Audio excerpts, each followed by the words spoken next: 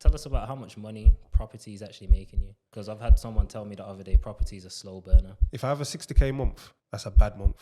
That's a struggling month. So what's a good month? I've seen 100 in a month.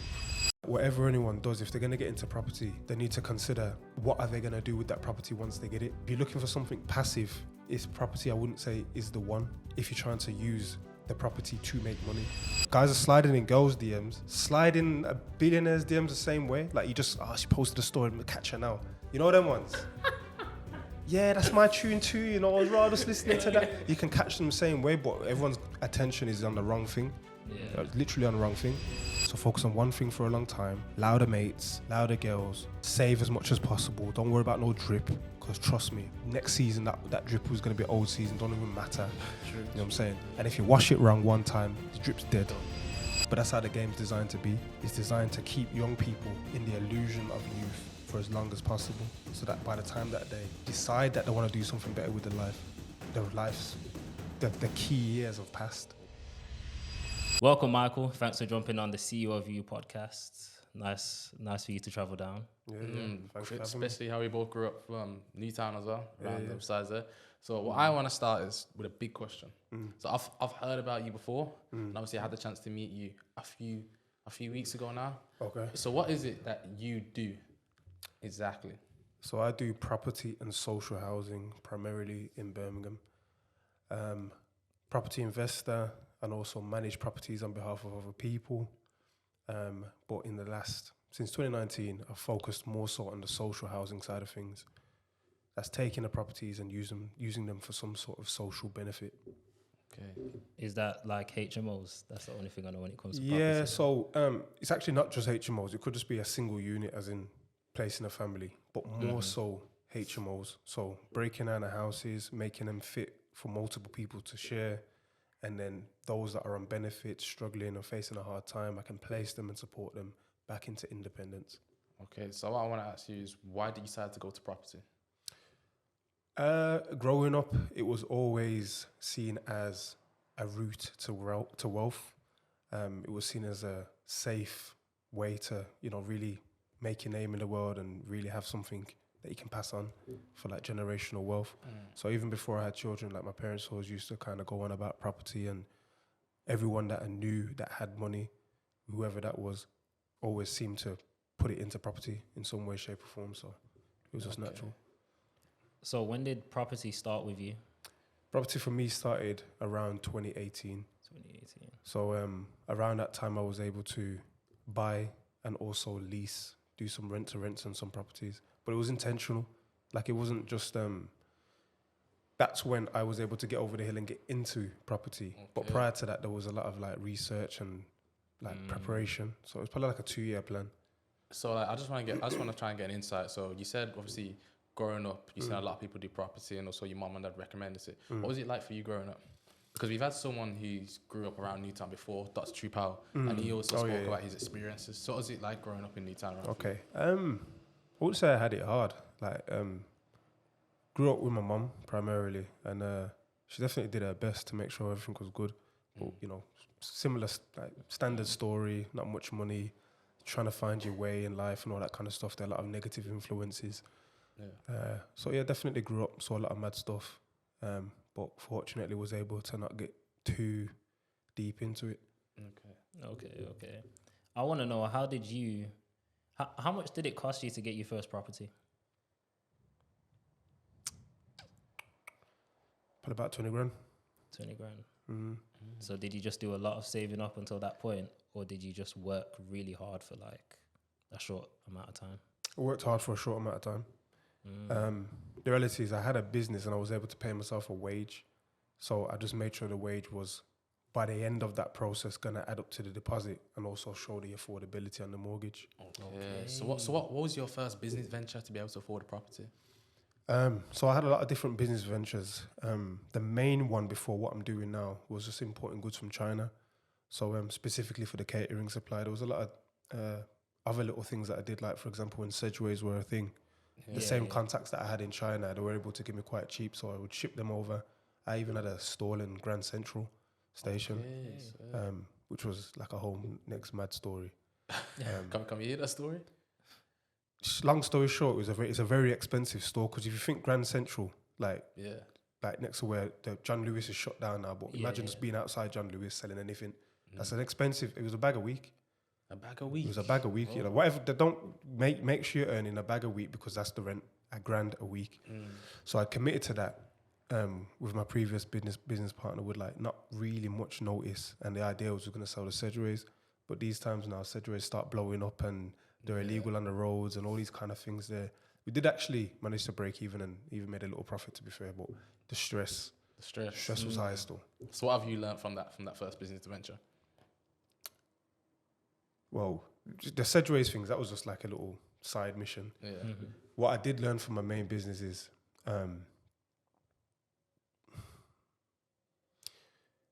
you need to be aware of the economic landscape and the political landscape, as in laws can change, the economic environment can change, and it can affect your business. So putting that in a simple term, if you're importing goods from, say, China, and then they raise VAT or shipping charges or something like that, it's going to just mess up your whole margin. So shipping became expensive. When I was paying, say, $1,000, it quickly became $2,000.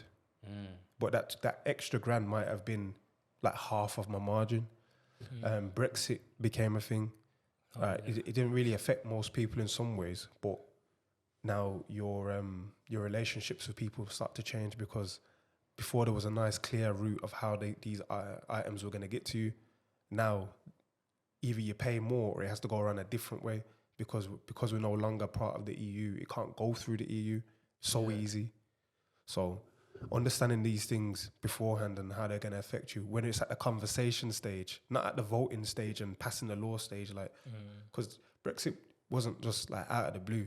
If you're really paying attention, you will know about these things sometimes years in advance. But it's easy for us to say, that don't affect me. I don't really need to know about that, until you realize, oh, actually it does, but I never knew it was going to affect me in this way. Yeah. So understanding things on that level and not really being ignorant to when you see these things in the news thinking it's not going to affect you, look for how it's going to affect you, because it probably will. So one of like the major crises obviously everyone's facing, even in my mom, talk about cost of living. Oh yeah, mad thing. How has that affected you? Mad thing. Yeah, for me, the adverse effect is utilities. The utility prices have, gone through the roof and all that kind of stuff there. But for me, as a housing provider, especially for HMOs, I am liable for the utilities. So if the gas and electric doubles, that's my expenses doubling. But my income hasn't doubled.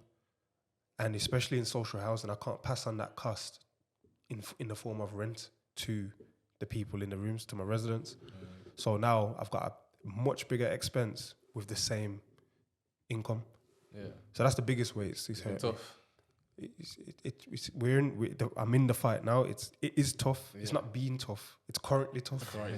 You know what I mean? It's a serious problem, and I'm seeing people being put out of business as a result, because it's literally like you might have had a good business yesterday, and now because of this, you haven't got any margin. But if we're talking like over like 20, 30 properties, and each of those properties have gone from say 400-500 to 600-700. Yeah, that's a big difference per month. It's a serious thing.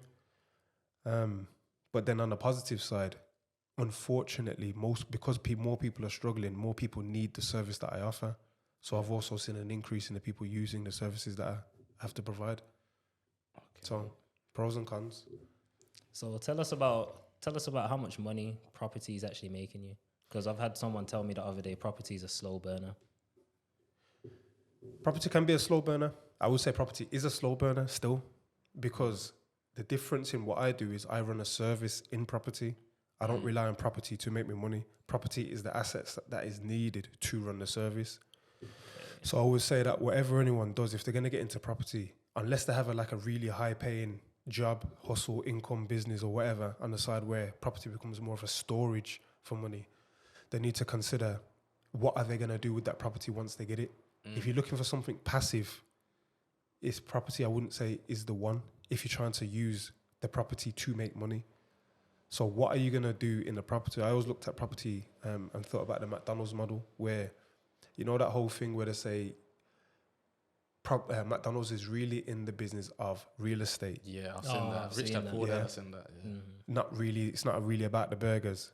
Burgers is what are they going to do once they've got that real estate? Over the 100 years that they're going to be operating, that property is going to like triple and quadruple in value, and they're buying it at a great price in a great location. That's fine.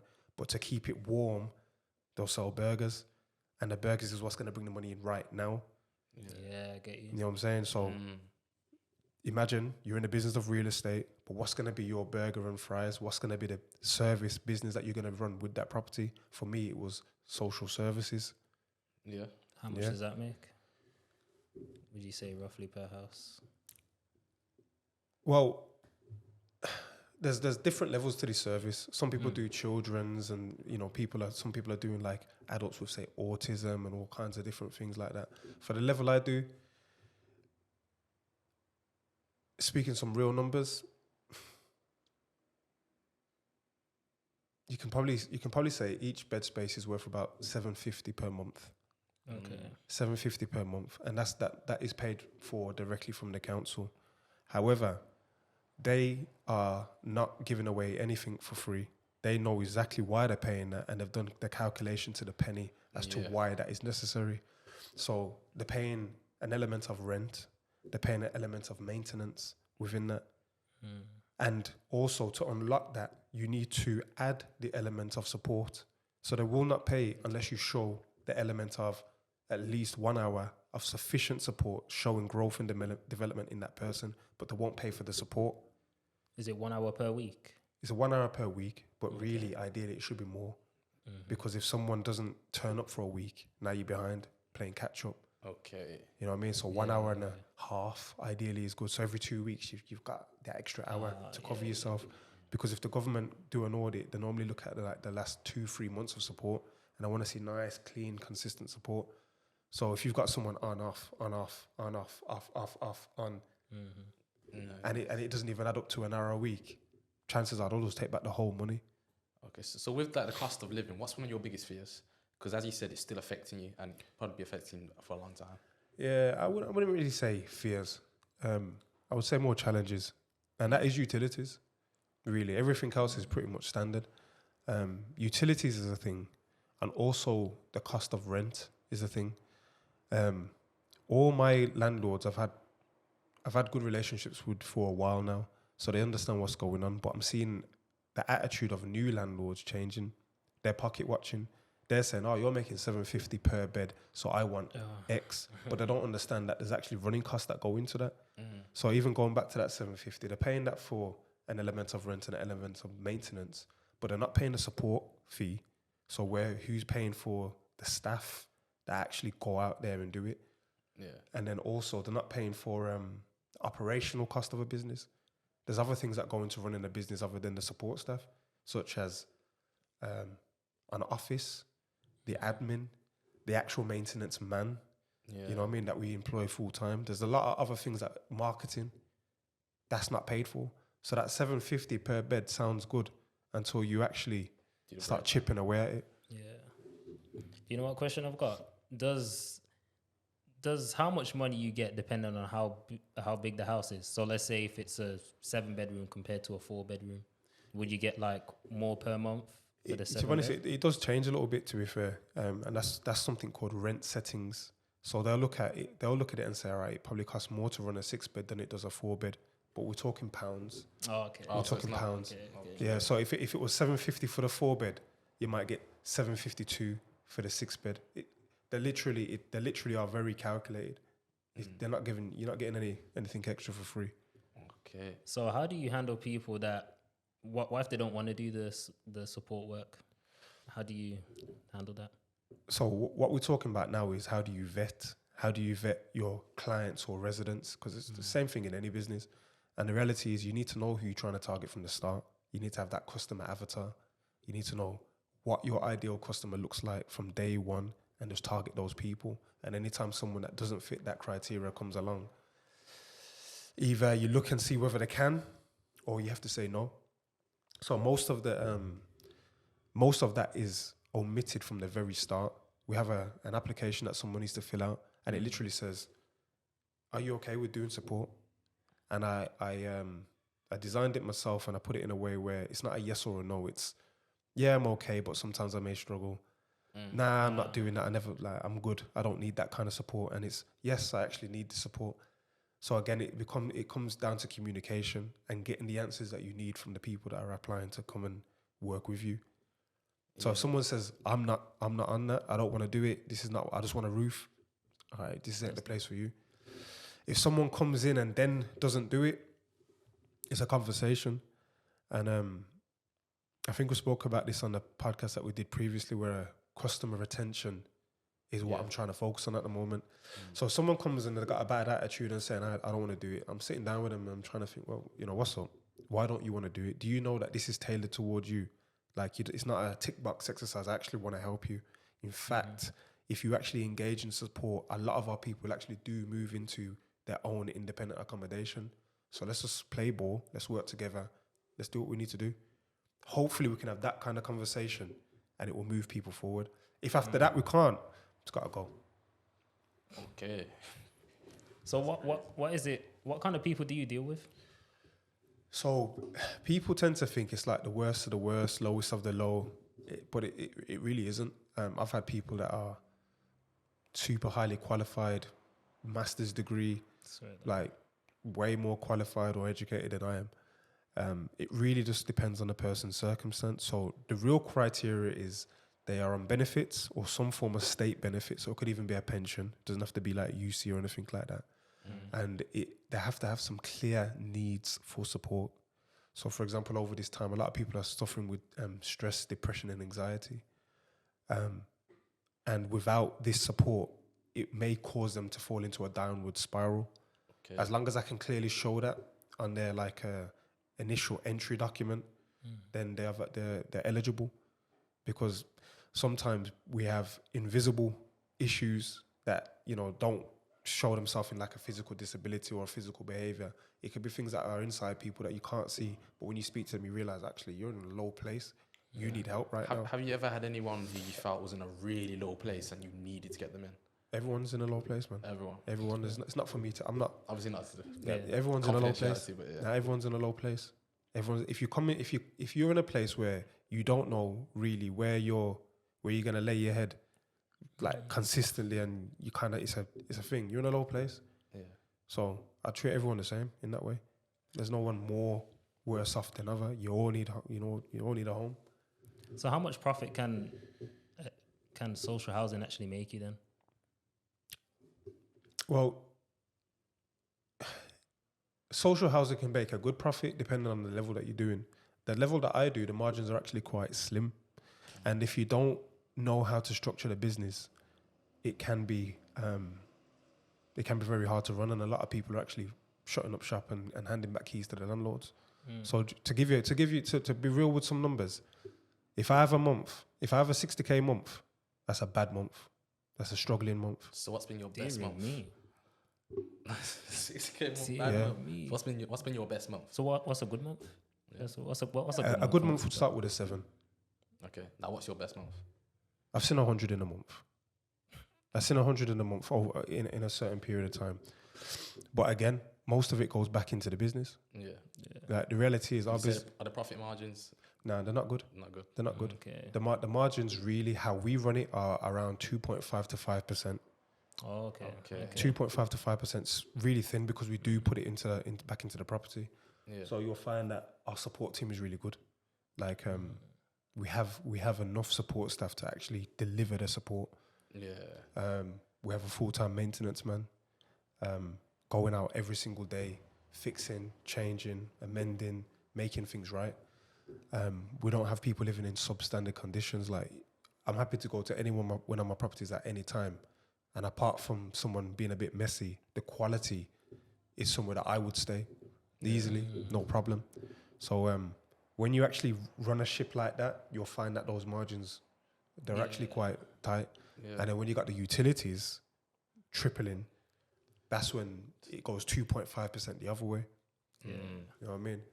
But again, it depends on how you structure the business, because I've had to learn a lot and grow a lot in running this business, and I've understood that we also need to start looking at funding, grants, acting more like a charity.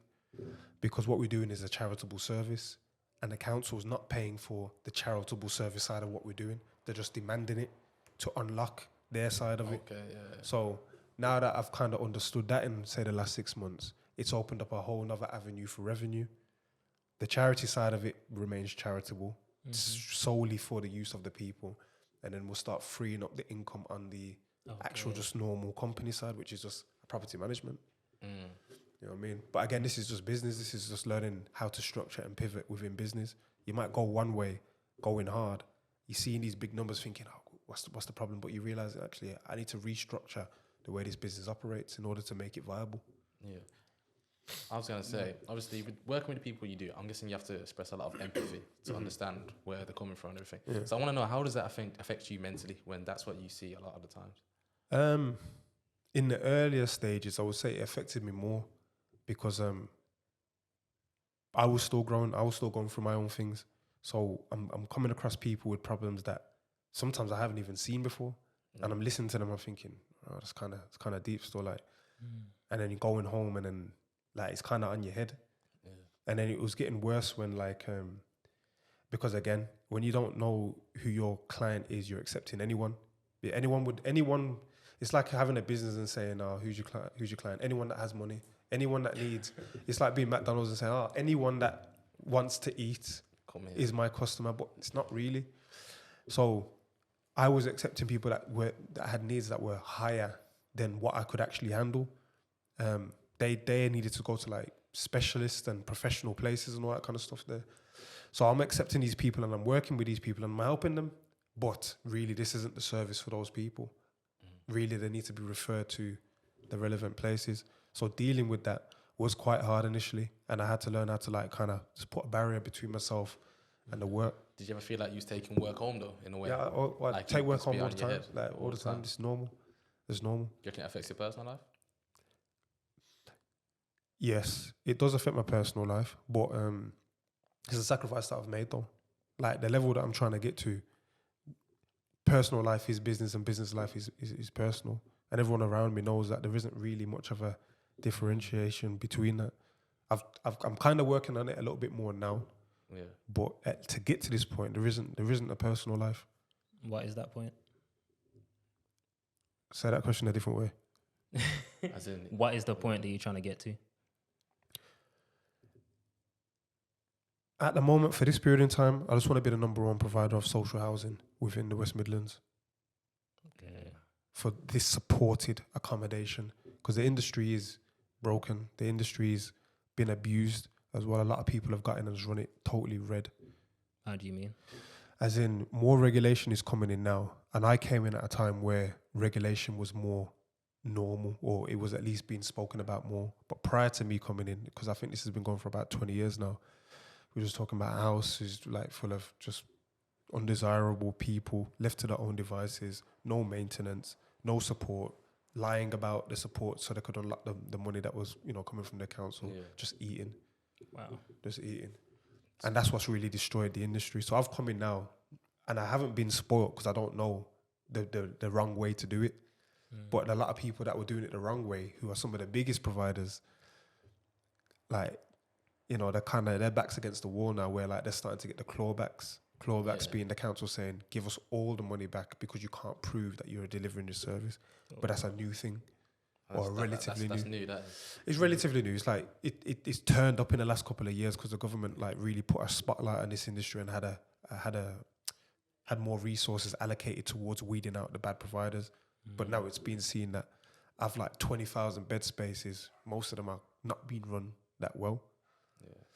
So I just look at it as an opportunity because I am committed to this. Like for me, done right, I can really have an influence in this sector. So it's more than just the money. So I want to know, who actually educated you to get to where you are today? Did you have any mentors or any guidance, or was this everything just do it and learn as you go? I think there's no one in particular. I'm more what's the word? I have more people that I actually target for mentoring now. But growing up is just everyone around, everything you see, everything you read, everything you hear, and just trying to make sense of it all. You know what I mean? Because especially coming from where we're coming from, like you might just see the older lads do certain things. Some lads seem to stand out a little bit more than others. So you start just taking little bits from them and trying to form yourself after them. Okay, so from like a grown man to a younger man, what advice would you give to someone who's looking to get into property? Just know why you're getting into property and know what you're going to do, because like it is a slow burner. Like when I first got into property, there was the feeling of, hang on, what do I do now? Because I've dumped whatever money I had into this property. That was all my life savings and stuff, everything I've worked hard for and saved and done. And now this property is giving me a couple £100 a month. That's not enough. I can't live off that. Which actually made my pivot into social housing happen, because I had to find a better strategy to bring me more income. But still, getting into property, everyone's like doing this whole like on Instagram and YouTube, like financial freedom. You're 12 months and you'll be nice, and it's not really like that. It's not really like that. And there's some great people out there as well. I'm not even throwing no shade at any of these guys promoting any courses. Like what they're saying isn't wrong, but I don't think people's personal circumstances and mindsets are taken into account enough. You know what I mean? Because I think coming from the inner city, sometimes you have a lot of limitations on you as well.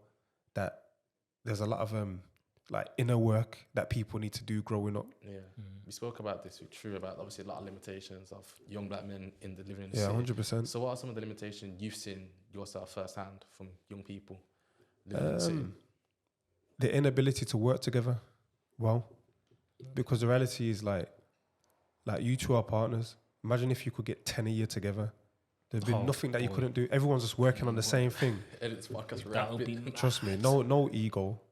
No, like, he's looking a bit bigger than I am. I don't really like that. And girl comes in the room, she's looking at him, but she's not looking at you. But that was the girl that you like. Now you two are beefing. And like, there's too much of them little silly things. But I guess that some of it comes with age. And I don't think it's specific to young black men either. Like, you go anywhere. And it's just an age thing. It's an age bracket thing. And we need to just learn how to drop the ego quicker. The quicker you can do it, the quicker you can really get to a focused bag. Like if someone's got a better idea than you, be okay to say, you know what, that actually makes more sense than what I'm bringing to the table. So let's follow you. I'll follow your lead. If we could get to that place quicker, then so that's what it's about. Has there been a point in your life where you've had to like reflect on yourself and actually change the way you think or approach things? All the time, man. Month to month. So what's been the most? Month to month. Yeah, hell yeah. So what's been one of the most for you where you've really had to turn your life around or maybe change the way you think? A pivotal moment, you look back and it was like, yeah, this is where I fixed or changed. I think it's hard to put it like that because I've always been quite reflective on myself. And to be honest, I would say the biggest thing is when you really get to the point where you're trying to get to that next level, you are going to make people feel uncomfortable. And people are going to make you know that they're uncomfortable with the changes that you're trying to make in yourself. And it's important for you to say, is this a genuine, am I doing something wrong? Or is it them? And there's a fine line between knowing whether, I'm tripping, let me fix up, I'm acting a certain type of way. Or actually, I'm not doing something wrong. They're just uncomfortable. They don't even know why they're uncomfortable, but it's because I'm leveling up. You ever watched The Matrix before? I actually haven't. I've watched the new one, the recent one that came out. You should watch it still. And like they got the agents. Yeah. But the agents are like, the friend could transform into an agent, all that kind of stuff. They're like, I do believe that there's that kind of programming put into us. I don't know where it's come from, but there's an agent in friends and family where once you start kind of pushing up against the ceiling or going a little bit too far, all of a sudden, you sure you want to do that? That don't really make too much sense. And why are you doing that though? And all that kind of, sometimes it can really get a bit much. So you need to know when you're dealing with someone who's just genuinely giving you some points of reflection that you need to reflect on, or when you need to ignore it because it's an agent. Okay. Do you have any idea how you can tell when they're giving, I don't want to call it bad advice, just hate? I don't really like using the word hate because most people are just ignorant. The things that you're trying to achieve, if you're trying to achieve anything beyond what we've normally seen growing up, most people they've never seen it even. You know what I mean? We're growing up with influencers, artists and entertainers, sports stars as our reference of what is possible. You know what I mean? But first of all, we need to start educating ourselves on who are actually the real business people and shapers and movers in this world. Once you get those kind of metrics, you start knowing what's possible. But then when you know that and you're speaking to people that only have like a rapper as a yo, he's doing his thing. Yeah. You're talking two different languages. So when you start saying, oh yeah, I want to go do international business, it sounds a bit mad. Like, what are you talking about? Like, my man just made 100 bags when he got signed to Sony. Yeah, I hear it. It don't really make that much sense. So you're gonna start rubbing up against each other the wrong way. It's like even like the highest paid person that most people can imagine, if you're talking about coming from these environments, are like, say, a footballer. A footballer might be on like 50K a week, and that might be like a little boy footballer. So when you say, yeah, I'm gonna do this thing, I think we'll probably end up making 100K a week. In the subconscious, they might not even comprehend the numbers, but in the subconscious, they're gonna think, what are you talking about? You're telling me you make more than Benzema? Like, what are you talking about? Like, all right, mate. So it's not even a negative. It's just, I've never seen it. How can you just grew up with me? How could I ever comprehend that? The only people I've ever seen even touch the money you're talking about are the footballers. Never mind, they don't even know about the agents or the managers. Who's paying the footballers? What are they making? So when you start saying, I want to be the guy that cuts the check for the footballer, it don't make no sense because we've never seen that person. Who is that person? I want to say club directors. All right, well, what are they on a week? They're loaded still. I can imagine that. They're loaded. That's why they're all owners. Some Yeah, say. it's about to say. But then the reality is, the club owner is probably not on 100K a week. You mad? Now, what you tell me then, what would the club owner be on for a football club? Way more than 100K a week. Why? I wouldn't say he's on a wage. I know. I wouldn't say. That's what I'm saying. That's now we're getting closer to it. It's probably not on a wage. I think that's to him. That's just an asset. That's an expense. It's just expense. I would say it's an asset. the footballer is an asset, but it's still an expense. It's not a liability. It's an asset, but you still got to pay. It's like paying my mortgage. Yeah, but I would say it's an expense. Footballer an asset. Why not? If he gets injured, then you pay. Hang on. Yeah. It doesn't matter if you're paying out, but it's still an asset or a liability. Okay. But to maintain that asset or a liability, you still got to pay the expense. Yeah, 100%. But I would say the asset pays for itself anyway, because it's like when you got the club revenue, the fans and all the tickets and expenses, that already pays the stadium maintenance loan, the coaches and everything. And then don't forget the biggest of all, TV sponsorships. That's all I would say. If you don't know, a lot of club values always go up. And think about it, at the end of a season, they always get that big payout. That's how clubs keep being able to buy more players. Cool. That's what I would say. It's an asset. Cool. And I agree. Yeah. I agree. The footballer is just like a property. He's just got 11 properties running around on the pitch, and he knows what he's gonna. But he knows what he's gonna do with it. The reality is, a footballer could probably be a liability. It depends what you use it for. Same way as a house could be a liability. If you're living in it and it's not necessarily appreciating in value because you're living in an area where that doesn't really go up that much. Yeah. Is it an asset?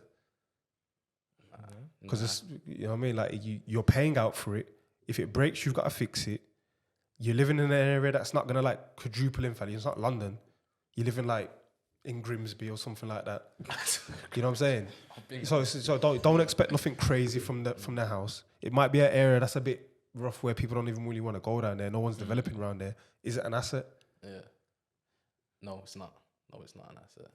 Especially if the area is like unless you turn it into some sort of HMO or something that's going to do a little bit more than usual, and it will give you a return after you've paid the expenses and the rent. Yeah. So the reason why I say like the footballer's on 100K a week, top level, sick, mad.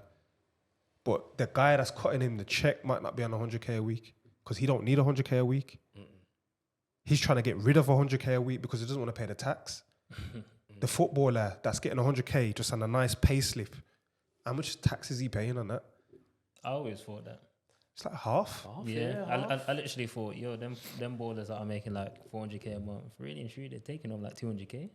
Unless you like Ronaldo and Messi that have they might find they might find clever ways if they're really on it. Yes, I'm saying if they really want that paycheck. But when you're just coming from the ends and that, and you just got that, you're like, unless they pair you with like a financial advisor, probably not really. You're probably gonna go a few years of paying the higher rate before you're like, oh, hang on, let me clock on. Once you mature, you're just happy to be there. Yeah, I hear it. You know what I mean? But the person cutting the check, that's the real. that's a write off. That's a write off.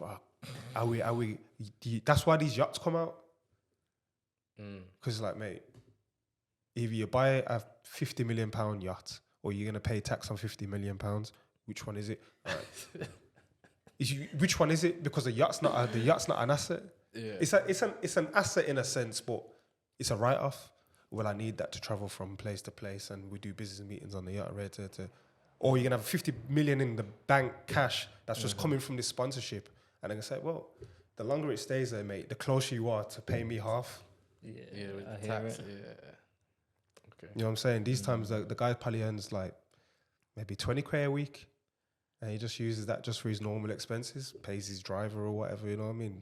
Buys food, just normal stuff. Yeah. Have you ever met anyone who's on that level?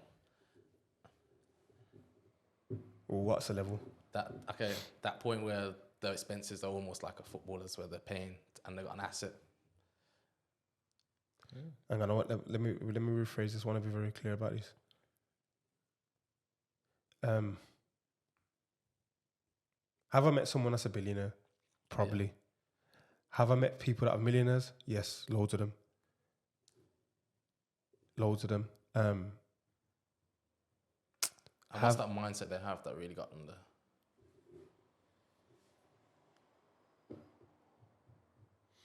I think the people that I've got, I've met two types of multi-millionaires. I won't even talk about the billionaire thing because that's a little bit different. But if you're talking about people that are multi-millionaires, like well in there, I find that there's two types. You got the type that's actually quite boring and well-educated, just went through a good system, made a few good moves, and may have a business that they sold or a business that they currently have that's doing quite well and is valued at a good amount. Probably not as relatable to us. It's just like they just went through the motions, made some good decisions, and over time they got there. Then you got those that were like super aggressive, more like they got there more like hustling, like, what's that? All right, I reckon we can do something over there, flip that. They probably haven't even still got that business, sold it, moved on, done it again. So I would say that the mindsets are quite different. One is more reserved, where it will take them longer to get there, but they're definitely going to get there. The other one's trying to get there right now. It's different styles. When it comes to the billionaires, though, a lot of them either done something significant where it was made within their lifetime, or they were born into it. But one thing I will say that about, to be honest, a lot of people don't really discuss money. When it gets to that level, they don't really, you don't ask a man, so you're a millionaire. It's not really a thing like that. You just have to know. But from someone that I believe could be definitely hundreds in, I find that their attitude towards taking risk was very averse. So they weren't really trying to make money. Like they're more on, how can I just make sure what I've got is safe and growing? They're happy to just make like a 10% every year. And you know what? To be fair, that's one thing I learned through property as well. Wouldn't that be right though, in a way? Because I feel like when you're trying to hustle get there, you've got really not a lot to lose. True. But when you are there, you have everything to lose. True. I mean, but you have to remember we were coming from a place where everyone's trying to turn 1 into 2. Yeah. Like the poor man is trying to take £100 and make £200. The rich man's trying to take 100 and consistently make 110, as in put a tenner on top. So, but the tenner on top is highly achievable and will be done. And then you got the power of the compounding, where it's 1 year it's 110. The next year, all right, it's 10% on 110.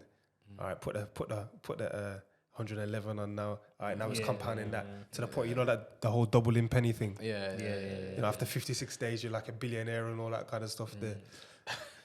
But in the end, we're not thinking about the compound interest. We're not thinking about the long term. Yeah. How this small amount will eventually, over a long time, done consistently, will become something big. It's how can I make a lot now? That's where you want to gamble. You want a lottery. You're gambling your life. You're gambling your freedom. You're gambling everything. I've had people say, I had a man say to me one time, like, like I had a Rolex at the time, and it was a young lad store, and he looked at it and says, if it's not bust down, it's not even worth it. I was like, okay, all right, word. But that just summed up the whole attitude to me. It's like, it's all or nothing when you don't have it. So that's part of the problem as well.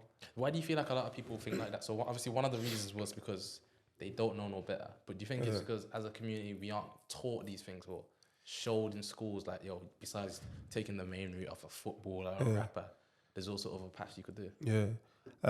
Just knowledge.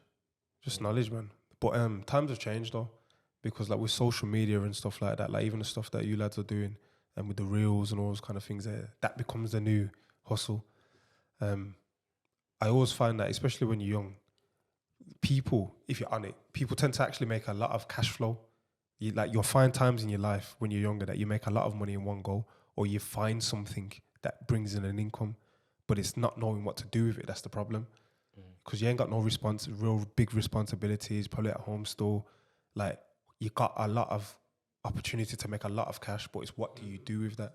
And it's just the investment side of things that we don't understand. And that's what I was saying, like, when I was younger, I used to think that big amounts of cash was the goal, like turnover, gross revenue, that was the goal. But there's a saying that says like revenue is vanity. It's easy to say a big number. You know what I mean? That's why I said like 60K is a bad month. That's like, what we're gonna do, guys. We need to. There's some slack here that we need to pick up. But the reality is, the guy that makes 10K a month and keeps 5 is doing better than me. You know what I mean? That's just the reality of it. So chasing big numbers ain't the goal, unless if you're trying to get freedom. Freedom being, I can do nothing and make the same money, or I can do something and make a bit more, but all my basic lifestyle necessities and the lifestyle I want to live is covered. Which is what these guys are talking about when they say about financial freedom through property and 12 months and all that kind of stuff. The reality is, you're gonna do a couple moves and be like making $3,000 a month. Why do you think people believe the people like that? Because I've also seen like a few people who on the internet where they talk about something and you just know, like, realistically, it's not as easy as what he says. Everyone wants to believe though. Like, you want to believe in something. You want to get out of the trap. You like, no one wants to be struggling. Yeah. Everyone wants to live a nice life. You're definitely seeing what's out there. You're seeing other people live a nice life on social media and all that kind of stuff. So why can't it be me too? You know what I mean? So everyone wants to believe that it's going to work. I think the problem sometime as well though is people don't take action. So they'll get all the information they need, but then don't do anything with it. And that's just as bad. It's bad knowing. It's problem not knowing, but it's worse to know and then not do. You know what I mean? And then that just comes now where how you've been conditioned and your limited factors. Like, I'm 32 now and I'm like very aggressive about doing. Super aggressive. And then the reality is probably not even aggressive enough still. You know what I mean? What were some of the limiting factors you had growing up?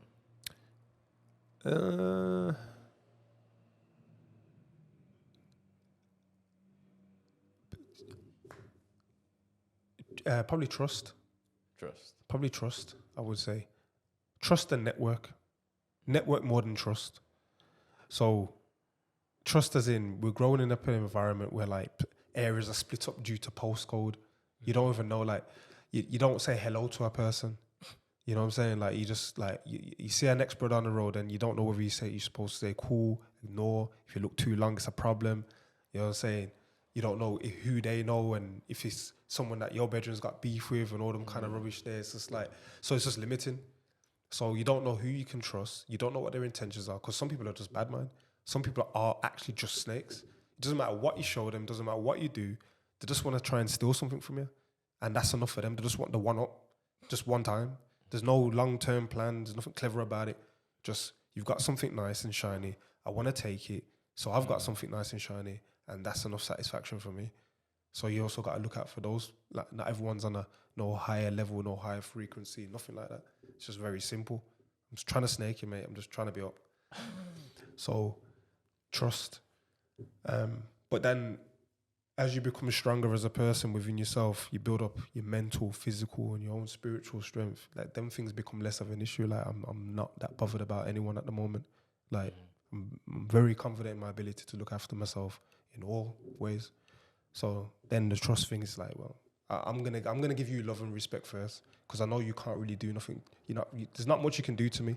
So I'm gonna give you love and respect first. We all know where we stand, and if there's an issue after that, I know it's 100% you. It's not me.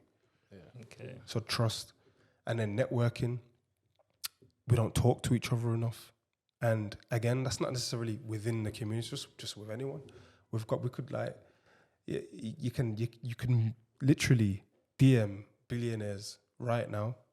There's some guys out there that are just super millioned off, and they handle their own social media account. They got like 500 followers. We don't even know who they are. You know them ones? Yeah. Like, especially like in IT, like some of these tech guys, like you can literally just message them, and if you catch them right, like they'll, you know what I mean? Guys are sliding in girls' DMs, sliding a billionaire's DMs the same way. Like you just, she posted a story, catch her now. You know them ones? Yeah, that's my tune too. You know, I was rather just listening to that. You can catch them the same way, but everyone's attention is on the wrong thing. Yeah. Literally on the wrong thing. But these guys are there, and they will talk back, because you'll find that those people have been so focused on getting to where they want to go.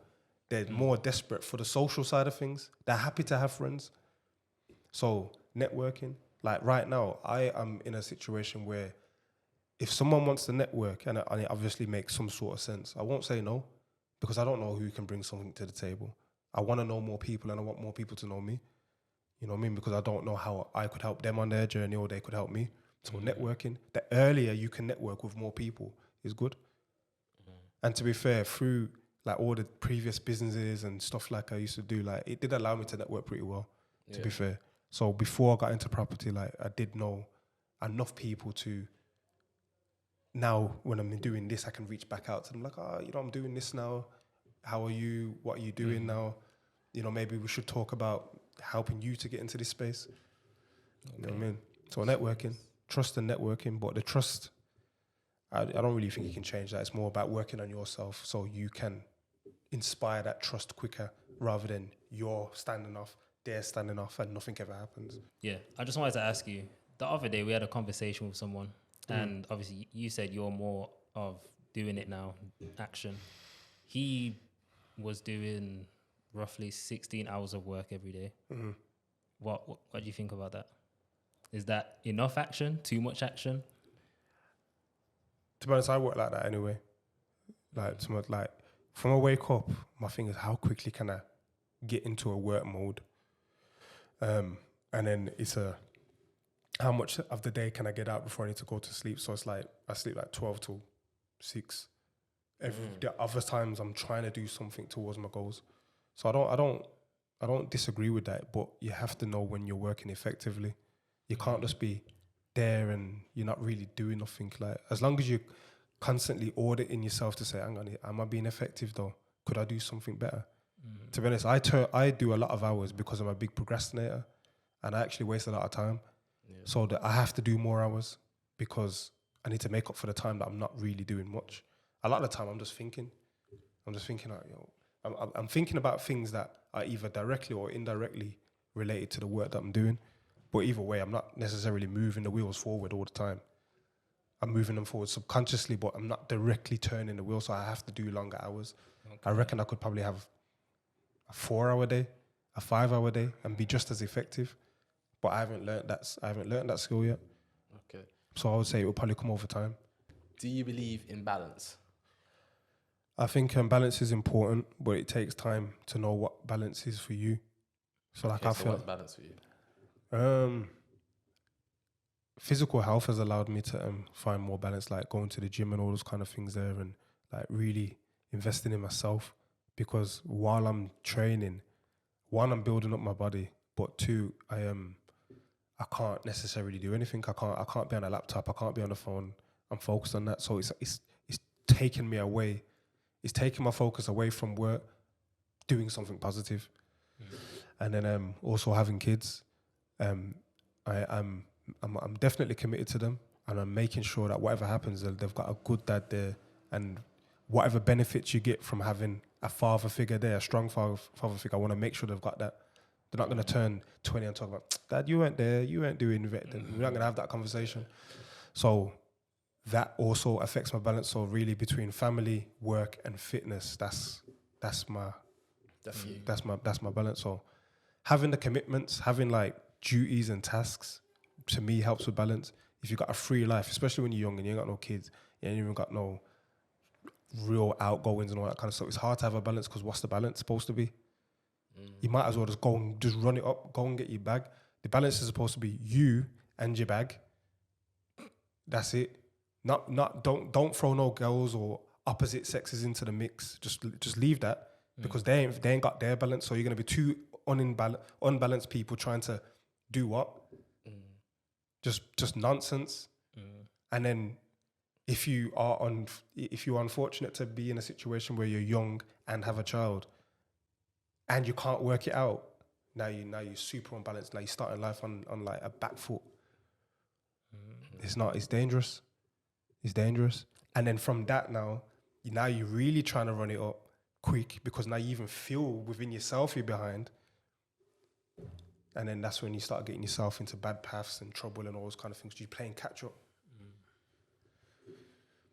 I wanted to ask you, what type of social housing makes the most money? Because I don't think you mentioned it. I can't say what makes the most money, but the more specialized you get, the more money you're going to get. But it comes with you can get 10 grand a week for a bed. But just know that they've done their calculations. So it sounds good. You will live that lifestyle of 10 grand a week, but what consequences does that come with? That's a lot of responsibility. It's 10 grand worth of responsibility. And I'm just throwing a number out there. It could be more, it could be less. Like, it could be a lot more. But it all comes with responsibility. So if people are trying to jump in this thinking about money, it's not the right way, because you're playing with lives. You know what I mean? Like, you have a real responsibility to care, nurture. That don't like to use the word love in the industry, because that becomes too subjective. But love should be a factor in it. You know what I mean? If I open up a children's home, they're my children. 100% they're my children. Yeah. You know what I mean? If I'm hearing something ain't right, I'm losing sleep as if one of my children have had something right with them. Which is why I haven't opened up a children's home, because it's just like, you know what, I haven't got that emotional space to deal with it. Yeah. But people are just opening them up because they heard they can get 10 bag. And it's a bit like, so what happens when that child self-harms? Because they have got needs, why they're giving you that kind of money for them to be with you? What happens when one of them youths punch you in your face? Because that's what's going on. What happens when I punch you in your face, said that you touched them and run off? Because that's what this big money is about. These are the problems that these youths are going through. They're coming from these kind of environments. And then people are just saying, yeah, 10 grand, yeah, man, nice. Fill the house with 3 of them. I'm up. Until one of these things happens. And then what? You ain't got the skill, the training, the care, the empathy to deal with that. So people need to know what comes with the money. Because with big money comes anything. It's like a footballer's getting like 50K a week. One, because the money's within the industry. But the guy's training every single day, 3-4 times a day, not eating this, disciplined or not. It comes with a sacrifice. So it doesn't matter what you're doing. As long as you're willing to make the sacrifice, then that's fine. But then how many men do you know that got scouted and just never got through? It's quite a lot. Because they wasn't willing to make the sacrifice. They weren't willing to put other things behind so that they could actually excel in that industry. So the money doesn't really mean anything, because you won't get it for long. It's just going to be another hustle. It's just going to be another flip. It's just going to be another short-term thing. It's going to be, remember when I used to get that money? One of them ones. What does money mean to you? And do you believe you're chasing money? Nah, I'm not chasing money, man. Nah, you're not. I'm not chasing money. I've chased money. I've been through a lot of money. But at this point now, I understand the idea of exchanging value more. I want to offer more value because I know that money will be coming as a byproduct of that. I'm more interested in like real influence. I want to influence where I live and what I'm doing. I want to create a legacy for my children where it's just like, yo, your dad raw, yo, your dad was a big man, you know, he done some things. Like I'm more interested in that. In terms of money, yes, I do want a lot of money. There's a lifestyle that I want, but chasing money, no, it's just a tool. It's not. it's not a real thing. It's digits on a screen. It's not even cash anymore. It's just numbers on a screen. You know what I mean? So, chasing the value, creating something solid that produces that money for you, rather than you chasing the money. Produce the thing. Do you make monies in other ways through property apart from social housing? Yeah, so I manage properties on behalf of people. I also do consulting. So I actually like the consulting sometimes more, where people have got, let's just say, weird and wonderful problems in property that you can't just go to like the high street agent to fix. So they'll come to me because I'll make creative solutions and help them through those issues, and they'll pay me a fee to do it. So, yeah. Okay. So I want to know, honest question. So obviously growing up, and obviously going through, obviously you said constantly changing, bettering yourself. Did you lose a lot of friends on the way? I wouldn't really say so, because I never really had a lot of friends. Like, not even like through being unpopular or outcast or anything like that. It's just I was never really that close to much people. Just a small circle of people. It was always a small circle thing, because it's like I was on my thing from early, so we're not really. It's not. I wouldn't say I was antisocial. It's just I'm just doing my thing. So like when you really always focused though, tunnel vision. Kinda. Did you ever find any distractions? Yeah, man. There's always going to be distractions. You know what I'm saying? Just normal distractions that you get. What were some of the distractions? Right, I'm not. You're just gonna get distracted. You know what I'm saying? Like you might be chasing girls and all this just normal stuff and all that kind of stuff. But it was about the money. It was about the money from young. It was about the money from young because I was very aware of the things that were available. I had my granddaddy was very involved in like the stock market from a young age, and so like if like my mum would like pop out and I had to go stay at my granddad for a little bit and all that kind of stuff, there you'd be watching like it wasn't even Bloomberg at the time, but just imagine you go to your grandparents and Bloomberg's on the screen, no cartoons, no nothing. You'd be buying the FT. So like through looking at the there's a magazine called How to Spend It in the FT. Like the FT is just a big broadsheet, words. But the magazine now, like you'll open it up and you'll see like Graf Diamonds, Harry Winston, Rolex. You'll see private jets and all kind of things there because it's selling to the rich people. Yeah, you know what I mean. It's a magazine for wealthy people. So that's where they're targeting. So that would just became like my way of passing the time, looking at those pages and Chanel, what's this? Blah blah blah. Like Chanel sofa. Not the clock. Sofa. Yeah, not the clock. Like it'd be dumb things though. Like it'd be like a company selling boiling water out the tap. Like now that's not that much of a deal, but back then it was just like boiling water. You mean not a kettle? How did they not burn themselves? Like it was mad. You know what I mean? Or like flat screen TVs. Because flat screens were always a thing. It used to be big back TVs. You get me? I remember like yesterday. You know what I'm saying? HD TV. So imagine when the first flat one, ultra flat, first come out, like say 10 grand a TV for like a 30-inch. For a 30-inch, yeah, because it's brand new technology, like Blu-ray discs and all those kind of things. They're like brand new, $5 grand for a DVD player, but it's in this magazine. You get me? Yeah. It's in this magazine, and then you flip the page and it's like charter a jet. Man's jumping off the jet with like the Louis V bag with the shades on and everything there, you get me? This is early though. So I'm seeing this and I'm like, 9. I'm like, this is crazy. Is that what the man at home? Yeah. I mean, you could get the paper now, you're going to see something that we don't have now. Yeah. What's the paper called? Financial Times. Financial Times. Like, you should just buy it like a Sunday though. Buy it on a Sunday. If you buy it during the week, you'll be bored. You know what I'm saying? I do buy it now every now and again because like you will understand what's going on. So what's some of the stuff that you saw recently in that newspaper? I haven't bought it recently. I haven't bought it recently. But I got into a habit of buying it for my granddad. So like every weekend I'd buy it and just give it to him and I'd take out the paper like to this age. You know what I mean? So I will look at the paper and I will see the stuff. So like they'll be selling like I can't even. It's just they are selling luxury to the rich. And they're selling experience. So like one of the things that I saw like last week was safari tours. But the tours will be like, they don't even have a price in there. It'll just be like price on you know, when you ask. When you ask. But you like, it's like the whole idea of like the safari where go to Kenya, do the safari, but stay in a luxury 5-star hotel, and you got, you know, when you got the giraffes eating through the window and all them things on Instagram, like all that Instagram high level travel stuff. There's like just travel agents for that, and this is where they'll advertise if it's not on social media. So I don't put it on social media for people like Yeah, because they don't want everyone to know. They don't want everyone to know. It's like I was watching a documentary about like St. Bart's the other day, and they were saying how like to get to St. Bart's, only a maximum of a 15-seater jet can get there. So you can't, like, you're not gonna go from like London to St. Bart's or not like that. It's like you have to have a private jet to get there. They're in a boat that goes over there. You have to have a private jet, and not a very specific private jet as well. It can't be above a certain size because the runway is too small. But if you don't know these places exist, you don't know. You got nothing to aspire to.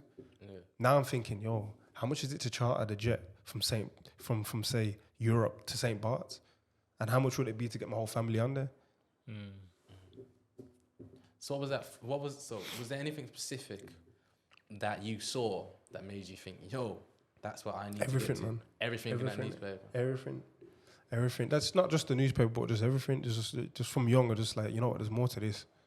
There's definitely more to this, and I need, and like I can't live a life of not experiencing it. Do you feel like once you got exposed to it, you couldn't unsee? Now you can't unsee what you've seen. Isn't that what we're speaking about? Like once you see the can't stuff you unsee it. see, you can't. Oh, you yeah, can't 100%. unsee it. You can't unsee it, man. You can't unsee it. And I think I spent a lot of my youth chasing those experiences as well. Like I traveled a lot.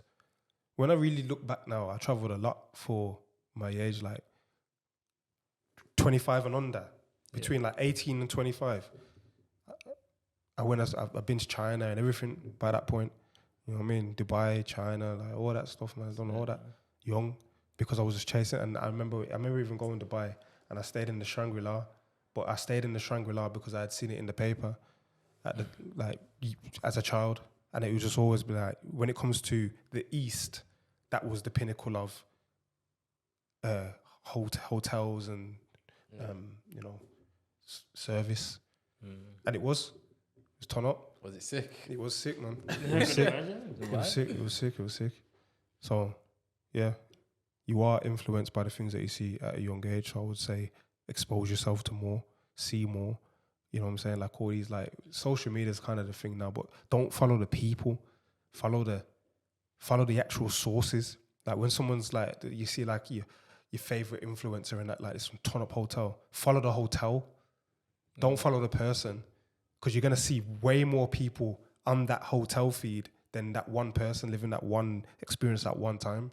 Go to the source of the experience. You know what I'm saying? Okay. Go to the source, man. How much does consultancy pay? You put your price on it. So basically, whatever the services, they just say, yo, this is how much I'll pay for you. This is how much I want. But it takes some time to build up the confidence to actually ask for what you want. It's like you understand how to make the rules and stuff like that. If I didn't know and I wanted to learn, and you know what it could potentially be valued at for that person, you might say, I want £1,000.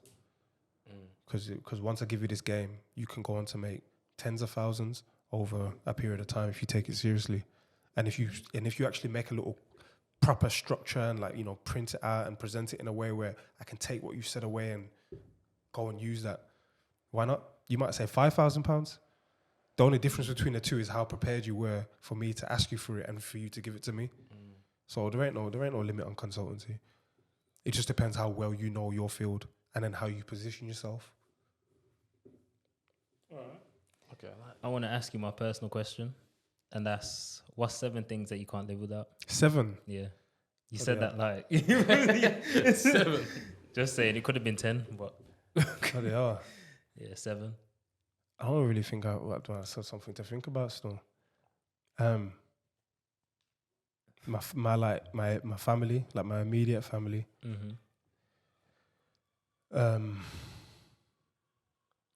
My health. A vehicle. Okay. I need to be able to move around, man. That's the No one said that? first person to say that, yeah. My phone.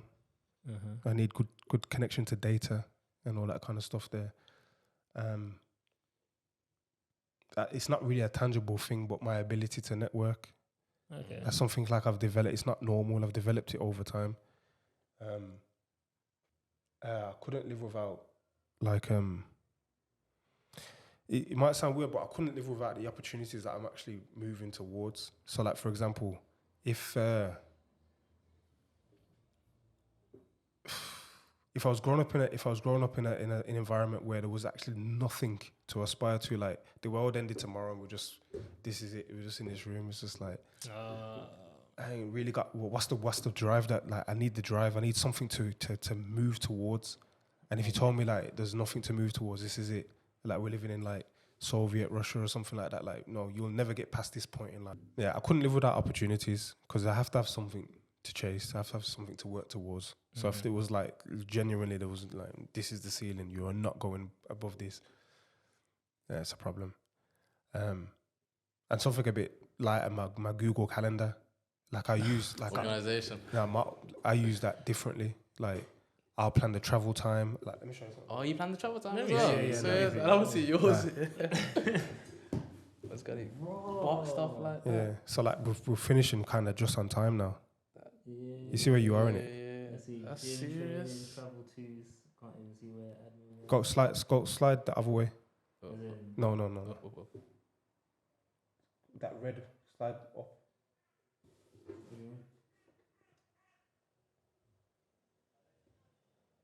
Is that Yes.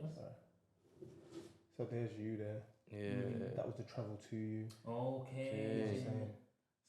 That was my son's football You match. done it to a T. But we're kind of like we're all right, man. So what happens when it don't go to plan? It does go to plan. It does. What happens if something happens? Like, traffic's mad. But that's accounted for though. Because Like, because I Google it. I Google the traffic time at that time. Google knows if there's going to be traffic or not. Yeah, it's true still. Yeah. It's going to know. It's got enough data to say, it's probably going to be a bit peak right now. So I factor that in. I factor in extra time for it. See, That's a big. you That's do a yours big, different. So I just got mine like, yo, today this is what I need to do. Yeah, everyone does that. I just do it most important, and that's it. Now, for me, I don't do the travel time, but I'll account the travel time into like gym. Let's say. So like, if I know I'm going to be You an hour make and a it half in longer. the gym, I want to like 2.5 or something. You I got want it to to the know. T. I want to get know. it. I want to know. I have to be like that. That does make sense though. Makes you know how long you Yeah. take to do certain things. And that's why I say sometimes I know I procrastinate because during that time, the time is free, but it doesn't mean I'm going to complete the task necessarily. So I'm not perfect. Like, I will be at the gym, I will do that, but it could be like, finish this assignment or finish this test or whatever, like something where it's like an admin thing. That's where my problem starts. But then I've got staff. You know what I mean? So like, I'll do as much as I can to like delegate a task to one of my assistants. Yeah. So it might just be in a time of complete X tax. I've just said to my assistant, can you do this? And when she comes back, I'll consider it done. Okay. My final question to you is, if you was to do this all again, starting from the beginning at a young age, how would you do it differently? I would have went in quicker and I would have isolated myself more. Right, definitely. To be honest, I wouldn't really change anything now because everything that's happened has led me to this position. But I can only speak as if I'm speaking to someone younger than me or I'm speaking to one of my sons. So let's say you keep to give us young advice or even your son. I'll tell my son this now, like, yo, don't worry about no girls. Don't worry about your mates and that because most of them ain't gonna be there when later on. Don't worry about who looks cool now because trust me, they're gonna be washed up later. Just stay focused on you. Expose yourself to as much like of what's out there in the world as possible so you know what you actually want to do. Get an understanding of what you want to do quickly. And what you want to do might not be what you like. It might just be a very clear path that makes sense. You know what I mean? There's loads of other things I want to do other than social housing, but the reality is if I continue down this path, especially leveling up in the way that I want to do, it would get me to where I want to go. So, like changing that route and finding the other creative ways of, doing amazing things, it's a bit of a luxury. Unless you already know that that's locked in, just stay focused. Stay focused on one thing for a very long time because that's what's going to make you the expert. That's what's going to make you know how to handle it and how to grow. So focus on one thing for a long time. Louder mates, louder girls, save as much as possible. Don't worry about no drip because trust me, next season that drip was going to be old season. Don't even matter. True. You know what I'm saying? And if you wash it wrong one time, the drip's dead. Just don't worry about that. Just if anything, just make sure you got some decent crepe. The rest of it can just be from like Zara or H&M and so. Trust me, most people don't care. If you're gonna buy jewelry, just make sure you get it insured. I remember I had a rollie one time and I went in to see, but I didn't close the bezel correctly, and water got in it. Damn. Water got. I did like I changed. I was in a different time zone, so I changed the time zone, but I didn't. You're supposed to like lock it and lock it, you put it back in. Yeah, but I didn't lock it, and water got in there. But I had good insurance. The insurance was so good that when I got it back, I never wore it again. I just shot it, and I made like a bag on it.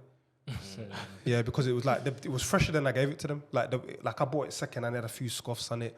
No box, no papers. It was just like a receipt. But they gave me when you send it to Rolex, they'll fix everything. They don't just fix the part that's broke. They'll fix everything. They fix everything. They'll give it a service and they'll give you a little card as well for the service. That's damn near like having papers. I said, with the blue sticker on it. Actually, I can't touch this. I can't wear this again. I just sold it immediately. But get insurance. So, yeah, just stay focused on yourself. Don't spend more than you have to. If you're going to spend it because you feel like you need it, fine. But make sure it's insurable. And don't spend it on like expensive clothes and things that ain't going to appreciate in value. Just save as much as you can. Save as much as you got a window. Just go in and network as much as you can. Like, do work for free. Find other people that are higher up than you and say, oh, can I just stand next to you? Can I help you? Can I be of assistance to you? Just learn the game, learn. Like, the reality is where I am now, I probably could have done at 21, really. Like, if I had someone that would have just been there to show me. But the people are there, you know what I mean? But if you're distracted, by the time you like lift your head up, you realise I'm getting to like, past like say 25. But that's how the game's designed to be. It's designed to keep young people in the illusion of youth for as long as possible, so that by the time that they even decide that they want to do something better with their life, the key years have passed. You've already got responsibilities. Yeah, they're locked in. And even then, they're trying to drag it out because like most people don't have yards. Most people are not homeowners. You know what I mean? Most people are not responsible parents looking after their children. They're still just trying to look after themselves. Most men just have them cars, bro. If you ain't moved out, you got a car that's like 8 bills on finance or something crazy. And that's mad because when I was coming up, man actually owned their cars. Now you really got to lie. At least you could shut it. You know, man. You're right. Stuck in a finance. Yeah, you're stuck. You could write it off and still owe the finance. It's mad. It's mad. It's crazy. So looking back at our generation, what's some of the things you see that you think's worrying? I'm not, bro. I can't say because every generation has its worrying things. Yeah. I don't even want to look at what I would probably consider a negative. I would say it's less worrying to me because you've got more opportunities. You know what I mean? Like everyone was quick to hit the road when I was young, but now you've got other outlets. So I don't really see it as a negative thing. But what I do see is worrying is with all of this, not everyone is working together as much as they probably could, because you could literally just... A team of serious men can just take over everything quick. We always said that. We was like, yo, if we had another person at least, our workload could double with just one. Just one. Yeah. There's like... And there's already 2 of us. Yeah. That's what I'm saying. Like, just... You need to form more consortiums, more groups, more team of just strong, sturdy men that are just willing to work together. Put egos aside. If there's an issue, all right, we're going to sit down, we're going to talk about it as a group. If you can get that, there's nothing you can't do. I got my faith in AI though, I can't lie. Yeah, AI kind of helped us out. That's the feeling for him right now. Like that. AI's there's a third man. Yeah, AI is the third man. Is the third man. Yeah, AI's good, man, but you still have to have skills, man. Because if they switch off that AI for a minute or it goes dark, what you left with, you need to be valuable. Not valuable with the tool. Yeah.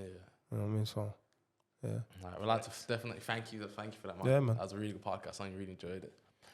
Yeah, thanks, bro. Thanks for coming down. Learned a lot about the housing as well, because I had some family that wanted to go into that. Met someone else that retired from housing as well. I swear. Yeah, he said he's got like 3 properties, 3 HMOs, I think. And that was enough. That was enough, apparently. Fair play, man. He just goes gym and chills. Sounds good, man. Yeah, Sounds good. that's- Yeah, thank you, Yeah, man. man. Yeah, man.